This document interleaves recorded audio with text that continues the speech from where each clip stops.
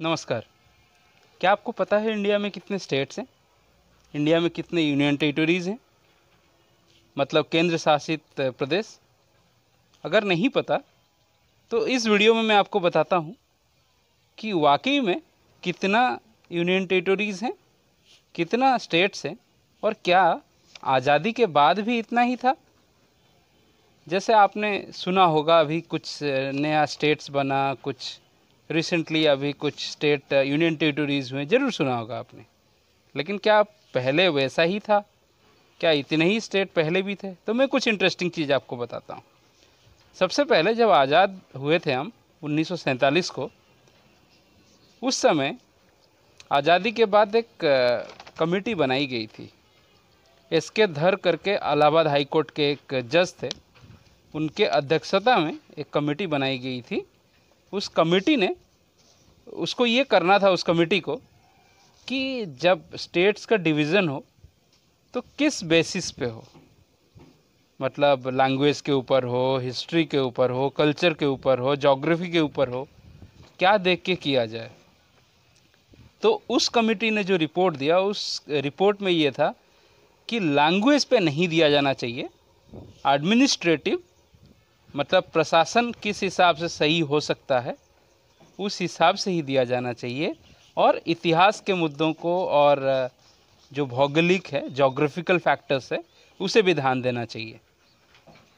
वही चीज़ 1948 में एक कमेटी और बनी जिसका नाम था जेबीपी, जवाहरलाल नेहरू, वल्लभ भाई पटेल और पोट्री सीतारामलू करके थे।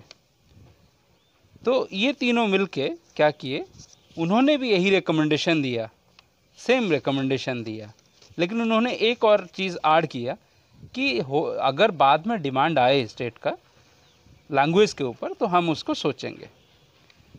अब 1953 में पहली बार क्या होता है, आंध्र प्रदेश जो अभी का है वो पहले मद्रास में हुआ करता था। मद्रास मतलब पहले का जो तमिलनाडु का जो पिछला नाम था वो मद्रास था। तो पहले मद्रास में ही आज का तेलंगाना, आंध्र प्रदेश और तमिलनाडु तीनों ही आता था। तो 1953 में कांग्रेस के ही एक लीडर थे, उन्होंने क्या किया, अनशन किया फास्ट कि लैंग्वेज के बेसिस पे हमें अलग करिए, मतलब आंध्र जो तेलुगु स्पीकिंग पॉपुलेशन है उनको मद्रास जो तमिल स्पीकिंग है वहाँ से अलग करिए। तो क्योंकि 50 दिन से ज़्यादा के अनशन के बाद उनका देहांत हो गया, तो क्या होता है कि सरकार को करना पड़ता है, इतना प्रेशर आ जाता है कि सरकार को करना पड़ता है। उसी के बाद 1953 को ही एक कमेटी बनाया जाता है, फजल अली कमेटी बोलते हैं उसको। उस कमेटी का यही होता है मकसद कि किस हिसाब से स्टेट को रीऑर्गेनाइज करना चाहिए। तो वो एक रिकमेंडेशन देते हैं जिसमें बताते हैं कि बनना चाहिए 16 स्टेट और 3 यूनियन टेरिटरी, मतलब जिसको केंद्र शासित प्रदेश कहते हैं। लेकिन जो गवर्नमेंट थी उस समय, उन्होंने इस रिकमेंडेशन को पूरी तरह से नहीं माना। उन्होंने 14 स्टेट ही बनाए और साथ ही साथ 6 यूनियन टेरिटरी बना दिए। तो उस समय मैं चाहता हूं कि आप जानें कि सब पहली बार ये जब लागू हुआ था 1956 में, स्टेट्स रीऑर्गेनाइजेशन एक्ट करके आया था एक। तो उस जो फजल अली कमेटी का रिपोर्ट आ गया था 55 में, ये कानून के तौर पर जो स्टेट्स रीऑर्गेनाइजेशन एक्ट है, कमीशन एक्ट है, तो वो पास हुआ था 1956 से लागू हुआ था। तो 56 में जो मैं बोल रहा हूँ आपको, 14 स्टेट और 6 यूनियन टेरिटरी बने थे। कौन कौन से बने थे सुनिए। आंध्र प्रदेश, मैं अल्फ़ाबेटिकली बताता हूँ, आंध्र प्रदेश, असम, बिहार, बॉम्बे, जम्मू कश्मीर, केरला, मध्य प्रदेश, मद्रास, मैसूर, उड़ीसा, पंजाब, राजस्थान, उत्तर प्रदेश एंड वेस्ट बंगाल। ये 14 स्टेट हैं। यूनियन टेरिटरी जो 6 थे वो थे Andaman and Nicobar island, Delhi, Himachal Pradesh, Lakshadweep, Minicoy and Amindivi island, Manipur और त्रिपुरा। सुन के हैरानी हो रही होगी बहुत सारा, देखिए नाम भी अलग थे और साथ ही साथ डेजिग्नेशन भी अलग हुआ करता था, क्योंकि ये बाद में टूट के भी बहुत सारे स्टेट दूसरे स्टेट बने हैं। होता यूँ है 60 में पहली बार बॉम्बे जो था उसको अलग किया गया महाराष्ट्र और गुजरात, मतलब मराठी स्पीकिंग को महाराष्ट्र और गुजराती स्पीकिंग को गुजरात बना दिया गया। उसी के ही 3 साल बाद नागालैंड को बनाना पड़ा, क्योंकि नॉर्थ ईस्ट में डिमांड आ गया था, क्योंकि आसाम का जो इलाका था वो बहुत सा बड़ा था और उसमें बहुत अलग अलग तरह के लोग थे आसामीज़ को छोड़ के भी। 1966 में क्या होता है, पंजाब का जो अलग अलग लैंग्वेज स्पीकिंग लोग हैं उनका एक डिमांड आता है। तो पंजाब को 1966 में 3 भागों में डिवाइड किया जाता है। एक पंजाब पंजाबी स्पीकिंग के लिए, एक हरियाणा हिंदी स्पीकिंग या हरियाणवी स्पीकिंग आप कह सकते हैं, एक्सेंट अलग होता है, वैसे हिंदी के लगभग ही होता है, और तीसरा जो पहाड़ी इलाका था उनका भाषा थोड़ा सा अलग था, हिमाचली, तो उसको एक यूनियन टेरिटरी बनाया जाता है। उसके बाद आगे आता है 69 में, 1969 में क्या होता है, मेघालय बनता है। 71 में हिमाचल प्रदेश बनता है, जो कि पहले यूनियन टेरिटरी था, उसको स्टेट बना दिया जाता है। 72 में 2 स्टेट बनते हैं, त्रिपुरा और मणिपुर, जो पहले यूनियन टेरिटरी हुआ करते थे।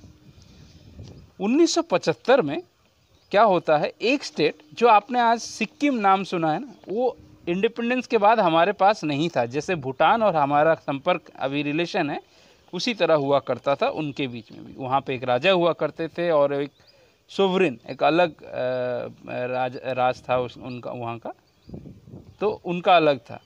तो बाद में क्या हुआ, 1975 में वहाँ पे एक प्लेबिसाइड कराई गई, मतलब एक वोटिंग की तरह।